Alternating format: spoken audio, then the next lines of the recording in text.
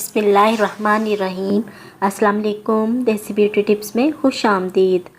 आज मैं आपके पास बवासीर का एक ऐसा नुस्खा लेके आई हूँ जो नहायत मुफीद होने के साथ साथ आजमूदा भी है। बवासीर बाती हो या खूनी, इस छोटे से नुस्खे से हमेशा के लिए इंशाल्लाह ख़त्म हो जाएगी। तो चलिए शुरू करते हैं। मगर इससे पहले आपसे एक छोटी सी रिक्वेस्ट है, अगर आपने अभी तक मेरा चैनल सब्सक्राइब नहीं किया तो सब्सक्राइब कर लें और बेल आइकन को दबा दें ताकि मुफीद और मालूमाती वीडियोस आप तक बआसानी पहुंच सकें। इस नुस्खे के लिए आपने लेना है देसी घी 1 पाव और 30 से 40 नीम के पत्ते ले लें। नीम के पत्तों को साफ़ करके देसी घी में जला लें। जब पत्ते स्याह हो जाएं तो पत्ते निकाल कर ज़ाया कर दें और घी को महफूज कर लें और इसे रोज़ाना सालन, रोटी या चम्मच से खाएं। बवासीर के लिए ये बहुत ही मुफीद नुस्खा है।